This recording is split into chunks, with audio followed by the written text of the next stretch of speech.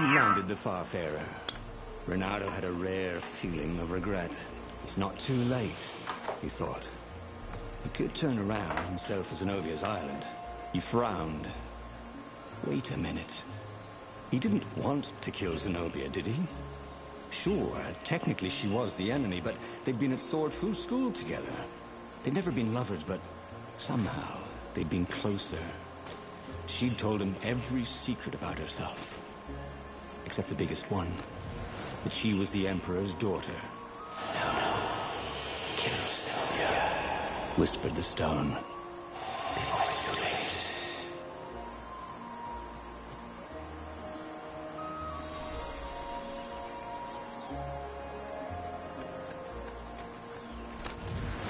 This chest was filled with reprints of the entire Sandman series. Reprints? What was the point of collecting those? Ooh, and there was something else.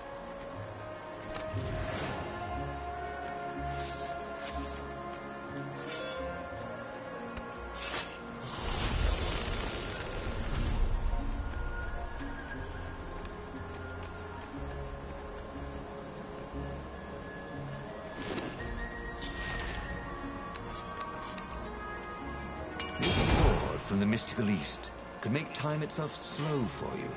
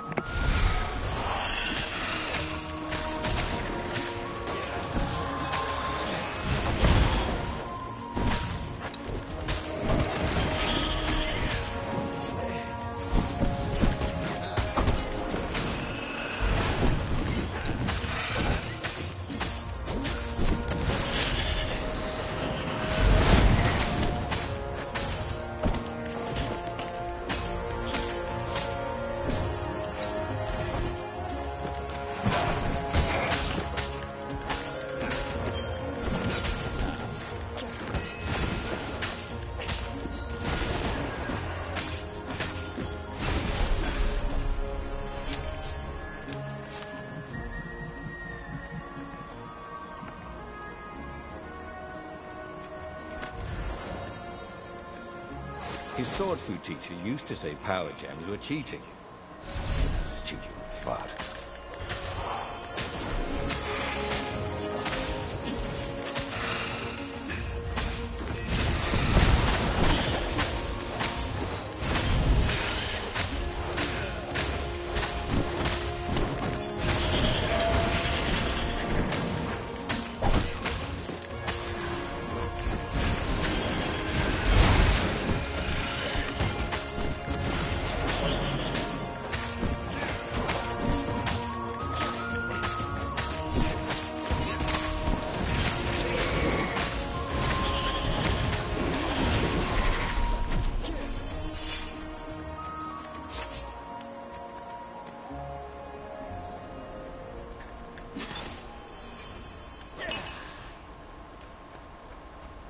When Renato went to the china shop, for some reason the owner was always nervous.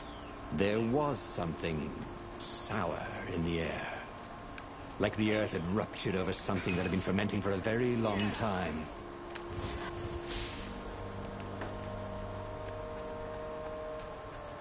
You almost never saw wild gogglers together like this. The toads had to train them not to peck each other to death. So these had to be imperial gogglers. That meant ravens were up ahead.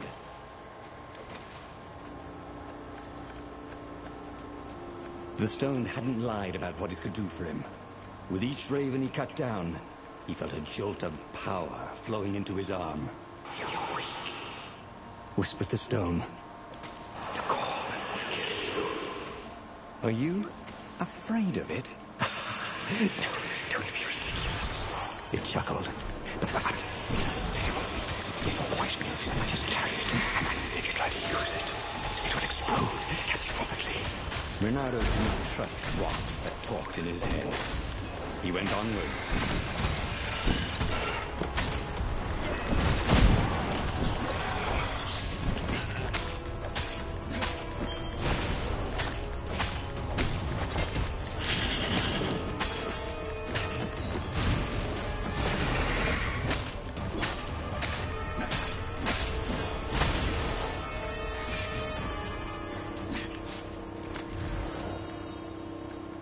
A gem of power. Ooh, he didn't find those every day.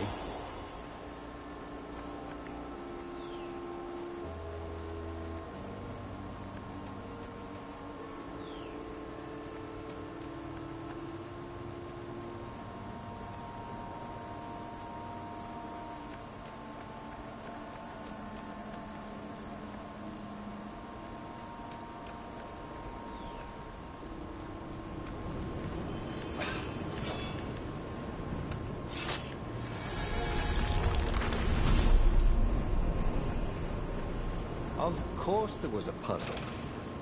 You couldn't expect the transcendent emperor to bury a god's eye in a leather sack where anyone could pick it up.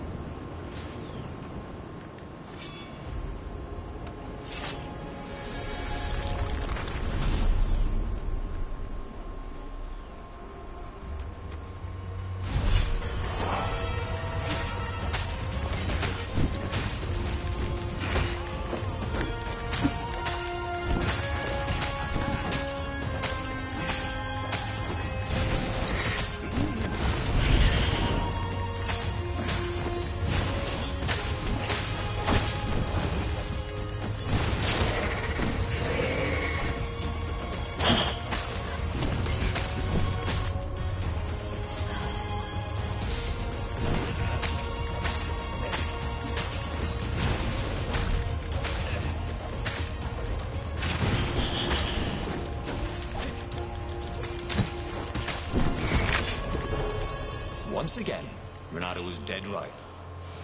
Or actually just dead.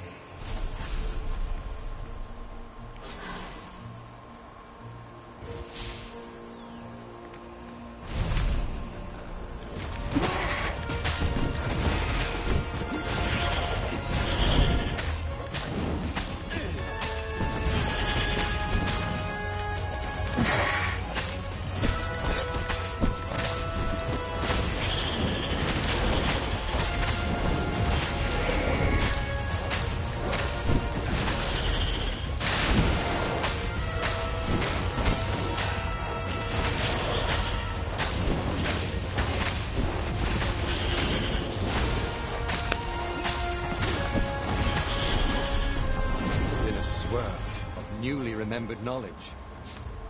He needed to focus.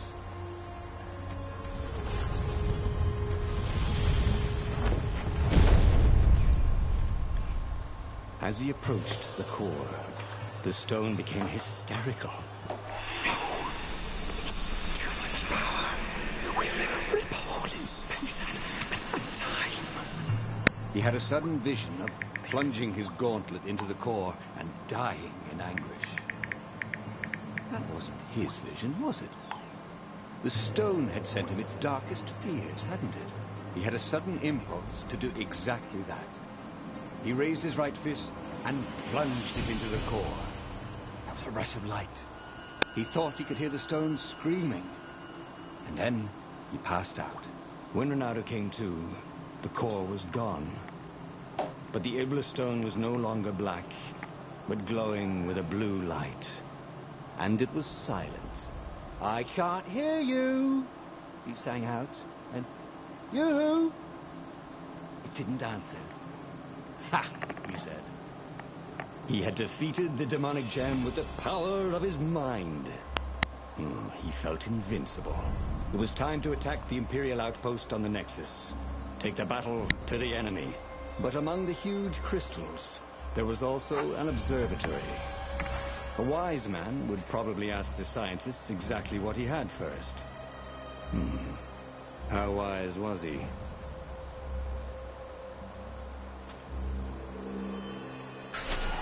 As the Farfarer sailed towards the Nexus, Renato wondered if the core had been created to silence the stone, or even to feed its hunger. Honestly, he didn't care. He felt terrific, and he appreciated the quiet inside his head.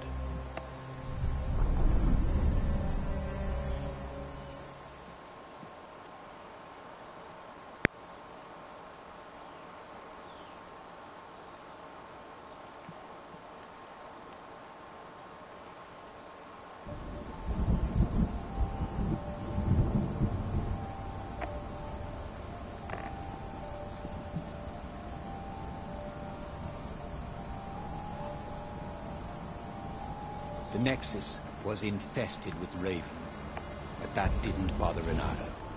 With each death, the converted Iblis stone in his gauntlets glowed brighter, and he felt stronger.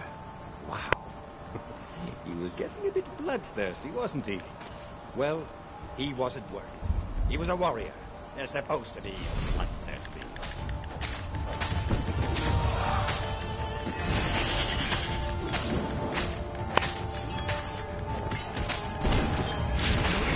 Teach you how to fly.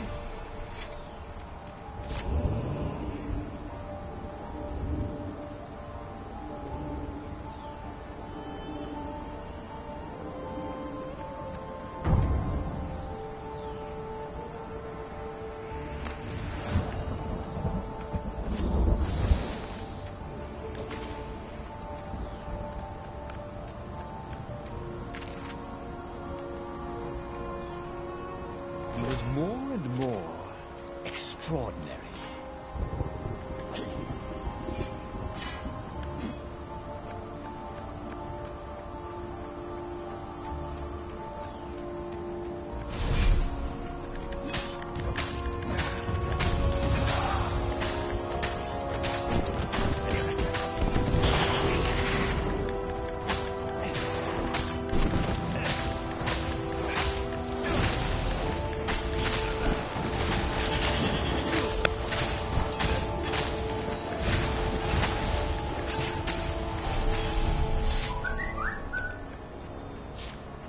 The core, absorbed in the stone, was doing its job perfectly.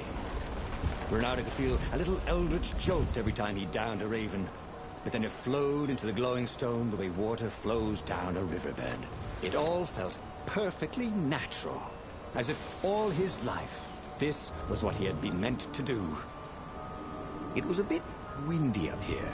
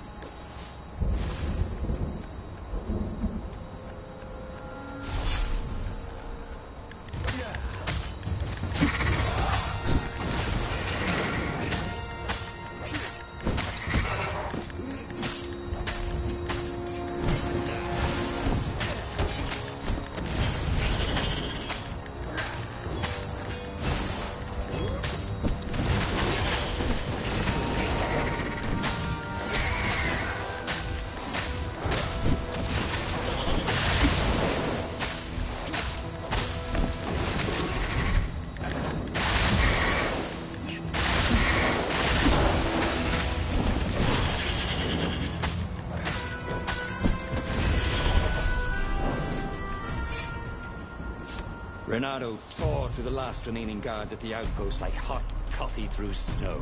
There was a far speaker toad here. He called the council speaker. He knew she would be thrilled. And she was. She wanted him to come back to base. They had plans to discuss, and a medal to give him. A large, golden medal. Great, said Renato. Let's talk about who else I can kill. Then the far speaker croaked again. Hello, Renato, He said. If you get sick of slaughtering second-rate birds in the Nexus, I'm waiting for you in the mountains. Zenobia. She missed him. She loved him. Once she saw how awesome he'd become, maybe she'd join him. They'd kiss and, well, if she did refuse for some reason, he was no match for him now.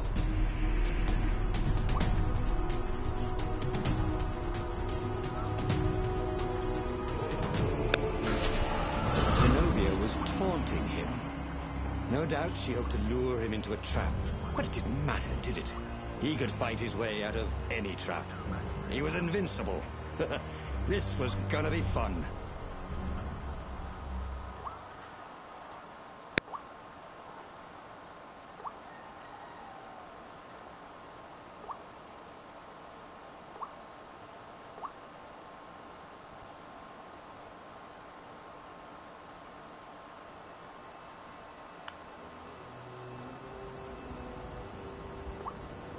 So where was this ambush? Renato couldn't wait. At Sword Fu school, she'd always studied a little harder, practiced a little longer, complained really a lot less. And then she'd become a sorceress. He'd always known he'd have to take her by surprise or not at all. But this would be a surprise indeed.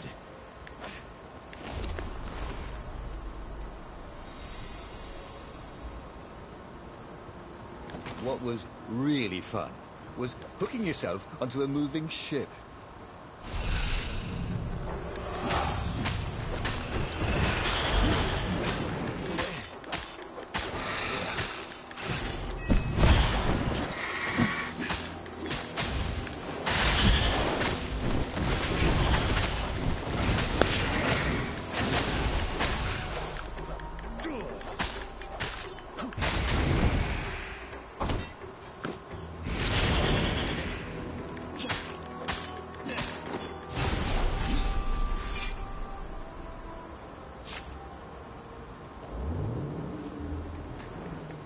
No skateboarding, the sign said.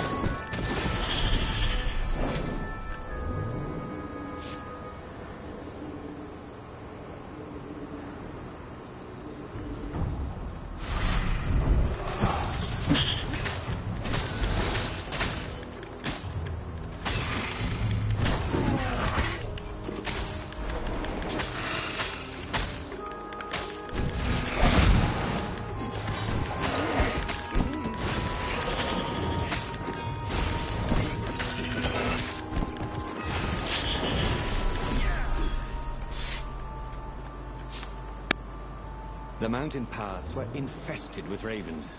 That was swell. Every time he cut one down, the stone glowed a little brighter. In fact, everything glowed a little brighter. Look how white the snow was, and how very blue the raven blood was. Seriously, where was she? He wanted to try his new strength against hers.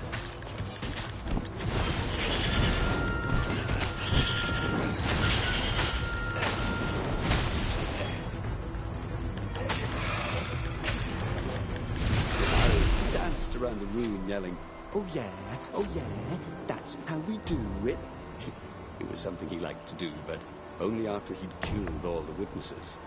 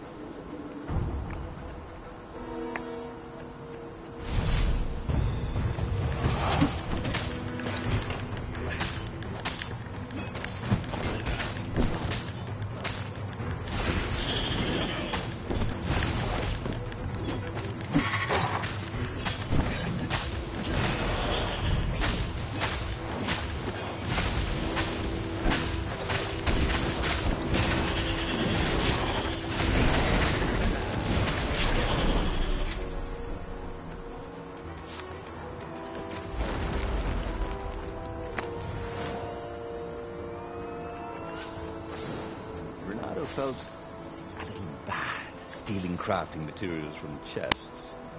He preferred to rob them from people at sword point.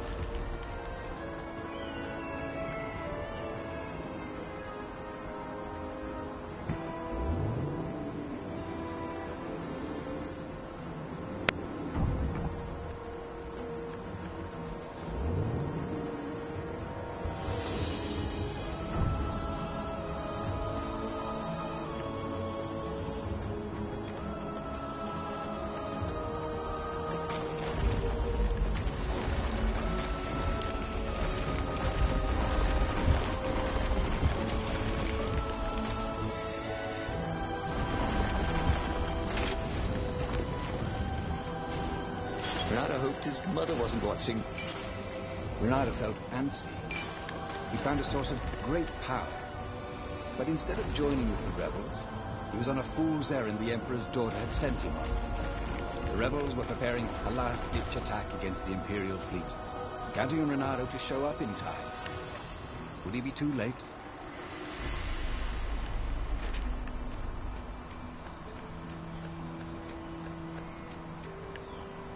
At the end of the path was Zenobia. I thought you were going to ambush me, he said, a little put out. I owe you better than that. I know how you feel about me, love. You want to join up with me, don't you? You got to admit, we'd make a great team. Of all the arrogant, ham-handed, half-assed, half-witted... Oh, come on.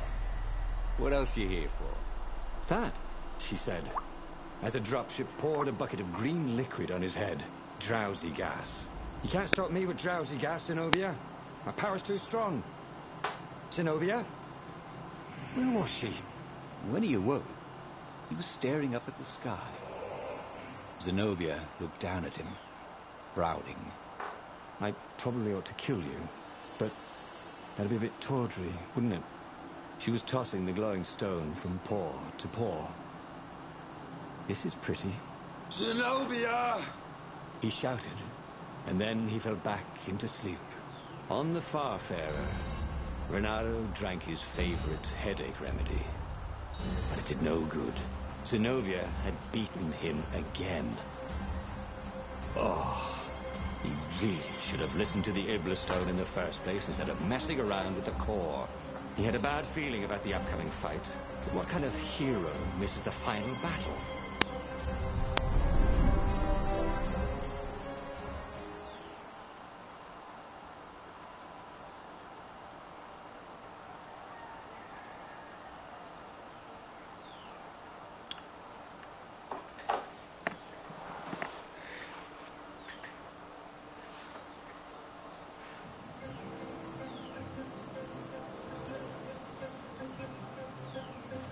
Renato was bruised and tired. He wasn't looking forward to killing.